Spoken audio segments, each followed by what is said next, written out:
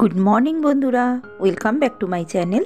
আমি সঞ্চিতা নিয়ে চলে এসেছি আমার ছোট্ট চ্যানেল সঞ্চিতার সঞ্চয় নিয়ে।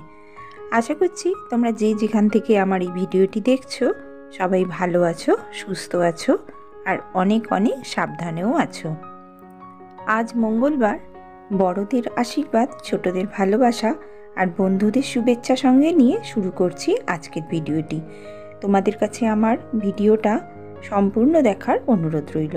যদি ভালো লাগে তাহলে একটা লাইক ও কমেন্ট করে যেও। এখন সকাল 7টা আর আমার কিন্তু ভাত হয়ে গেছে। আর একজন ঘরোয়া লোক সে শাক দিয়ে যায়, ওর বাবা অনেক রাতে এটা নিয়ে এসেছিল, তাই জল আসতেই এটা ধুয়ে নিয়েছি। আমি কেটে রেখেছিলাম সব শিম, তারপরে তোমার ওলকপি। আমার না ওলকপি খেতে খুব ভালো লাগে জানো, তাই জন্য ওলকপি আলু সব কেটে রেখে দিয়েছিলাম পরের দিন রান্না করব বলে। তা সেই জন্য সেগুলোকেও আমি সব প্রেসার কুকারে দিয়ে সিদ্ধ করে নিচ্ছি। একটুখানি যদি আমি স্টিম দিয়ে নিই তাহলে কিন্তু গ্যাসটা আমার অনেকটা কম পড়বে। তো চলো, আজকে তোমাদের সঙ্গে আমি একটা খুব ইম্পর্ট্যান্ট কথা শেয়ার করব। তো বন্ধুরা, আমাদের প্রতিদিনের জীবনযাত্রায় বেঁচে থাকার জন্য আমরা সর্বক্ষণ কিন্তু যুদ্ধ করে যাচ্ছি, যাতে একটু ভালোভাবে সুস্থভাবে বেঁচে থাকা যায়। আর বেঁচে থাকার জন্য নিজেদের ভালো থাকাটা কিন্তু খুব জরুরি, কারণ আমাদের জীবন থেকে সেই জিনিসটাই হারিয়ে যেতে বসেছে। কেননা বেঁচে থাকার জন্য খাদ্য, বস্ত্র আর বাসস্থান, এই তিনটি জিনিসের প্রয়োজন হয়। কিন্তু প্রতিনিয়ত দ্রব্যমূল্য বৃদ্ধি আর সংসার চালানোর প্রেশার এত বেশি যে ঘরের সদস্যদের পেট চালানোটাই কিন্তু দুষ্কর হয়ে যাচ্ছে। তাই অনেক সময় ধৈর্য হারিয়ে যায় আর্নিং মেম্বারদের, তখনই অশান্তি দেখা যায়। তাই সমস্ত চাপ কমানোর জন্য আমাদেরই কিন্তু সতর্কভাবে নিজেদের সংসারের খরচ অনেকটা ব্যালেন্স করে চালাতে হবে, তাহলেই কিন্তু সংসারটাকে ভালোভাবে চালিয়ে নিয়ে যাওয়া যাবে। আমাদের কয়েকটা নিয়মাবলীর মধ্যে যদি আমরা প্রতিদিনের জীবনযাত্রাকে বেঁধে ফেলতে পারি তাহলে সংসারে অনেকটা কিন্তু সঞ্চয় করতে পারা যাবে। প্রথমেই আমরা যে জিনিসটা সংসারের খরচ হিসাবে ধরি সেটা হচ্ছে রান্নার গ্যাস। এই রান্নার গ্যাসকে কিভাবে খুব কম খরচে সারা মাস চালানো যায় সেই কথাই আমি আজকে তোমাদের বলবো। তা আমরা জোগাড় তো করে নিয়ে এলাম, সংসারে সমস্ত কিছু কিনে নিয়ে এলাম, কিন্তু গ্যাসটা যদি না থাকে তাহলে কিন্তু আমরা কোনো রান্নাই করতে পারবো না। সেই জন্য আমাদের সবসময় সতর্ক হয়ে কিন্তু গ্যাস ব্যবহার করতে হবে। আমরা যে প্রথমেই যে ভুলটা করি সেটা হচ্ছে, গ্যাস যখন আমরা জ্বালিয়ে রান্না করি গ্যাসের কিন্তু ফ্লেমটা আমরা সব সময় বাড়িয়ে দিই। এটাকে কিন্তু আমাদের দেখতে হবে সব সময় যে গ্যাসের যেন ফ্লেমটা, যে যখন আমরা কড়া বা হাঁড়ি বসাবো তার পাশ দিয়ে যেন শিখা বেরিয়ে না যায়। যখনই দেখবে যে পাশ থেকে গ্যাসের শিখা বেরিয়ে যাচ্ছে তখনই কিন্তু জানবে যে ওইটা ওয়েস্ট হচ্ছে, অর্থাৎ গ্যাসটা বেশি পুড়ছে, ওটার প্রয়োজন নেই। যদি গ্যাসটাকে একটু কমিয়ে আমরা রান্না করতে পারি তাহলে কিন্তু গ্যাস অনেক সময় বেঁচে যাবে। দ্বিতীয়ত হচ্ছে, যখন আমরা কোনো কিছু রান্না করি তখন যদি আমরা রান্নাটাকে ঢাকা দিয়ে করতে পারি তাহলে কিন্তু দেখবে যে খুব তাড়াতাড়ি সবজি ভাজা বা সবজি সিদ্ধ হয়ে যায়। তাতে কিন্তু আমাদের খুব তাড়াতাড়ি তরকারিটা হবার সম্ভাবনা থাকে। তৃতীয়ত হচ্ছে, দুবেলার তরকারিটা যদি আমরা একসঙ্গে করে নিতে পারি তাহলে তো আমার গ্যাসটা একবেলার বেঁচে যাচ্ছে। চতুর্থত, ভাত আমরা যখন করি তখন কিন্তু অনেকটা গ্যাস পুড়ে যায়। তাই আমরা যদি চালটা আগে থেকে ধুয়ে ভিজিয়ে রেখে দিই এবং জল ফোটার পর যদি চালটা দিই তাহলে কিন্তু দেখবে ভাতটা খুব তাড়াতাড়ি ফুটে যায়। আর যদি ভাতটা 1 ফুট দিয়ে নাবিয়ে রেখে তারপরে যদি আমরা আবার একবার দিই গ্যাসে তাহলে কিন্তু দেখবে ভাতটা খুব তাড়াতাড়ি হয়ে যাবে, তাতেও কিন্তু গ্যাস অনেকটা কম পড়ে। এরপর প্রতিটা রান্নায় যদি আমরা গরম জল দিই তাহলে কিন্তু তরকারিটা তাড়াতাড়ি ফোটে। তো আমার সব কাজ হয়ে গেছে, স্নান হয়ে গেছে, এবার আমি পুজো করে এবার খাবো। তো বন্ধুরা, দেখলে আজ আমার একবেলার কাজ সারা হয়ে গেল। এরপরে দুপুরবেলা ভাত খেয়ে আর একটুখানি কমলা লেবু খাচ্ছি, কারণ সিজনের ফল খেতে কিন্তু ভালোই লাগে।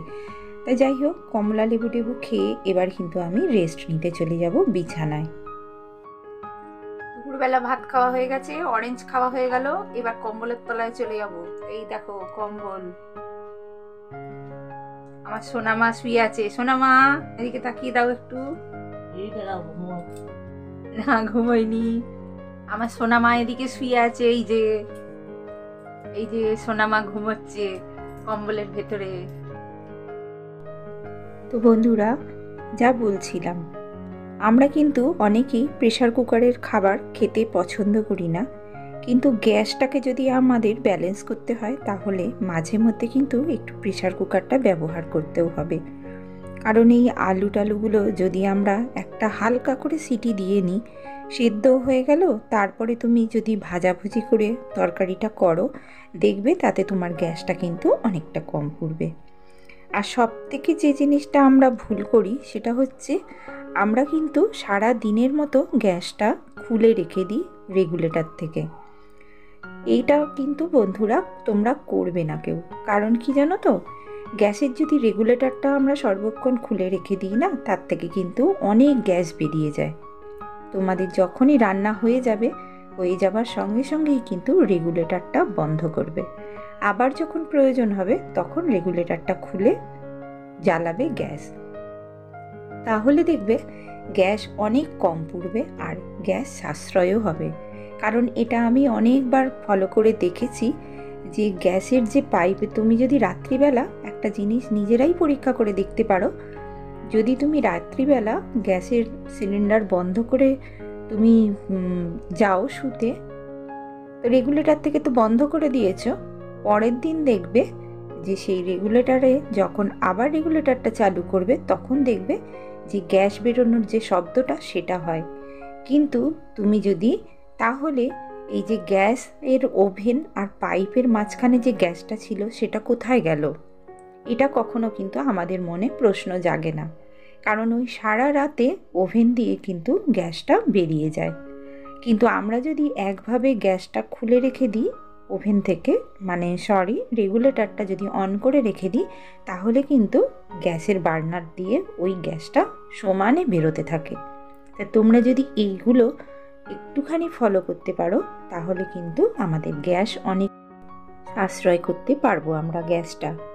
তো বন্ধুরা, আমি যেগুলো বললাম সেগুলো হয়তো তোমরা অনেকেই করো। তা আজকে আমার ভিডিওটা তোমাদের কেমন লাগলো সেটা কিন্তু অবশ্যই জানিও।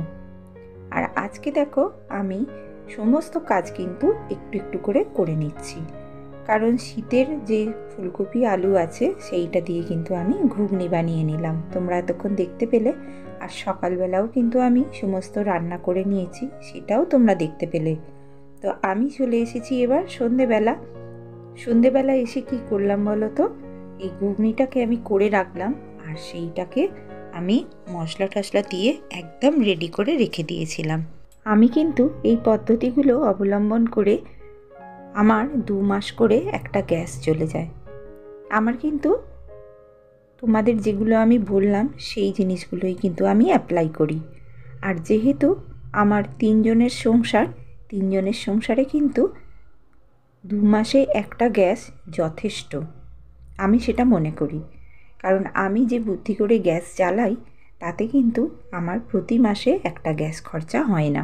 আমি কিন্তু 2 মাস করে একটা গ্যাস খরচা করি। আর আমার কিন্তু কালিও হাতে মাখতে হয় না, আর আমার ইলেকট্রিকও পড়ে না।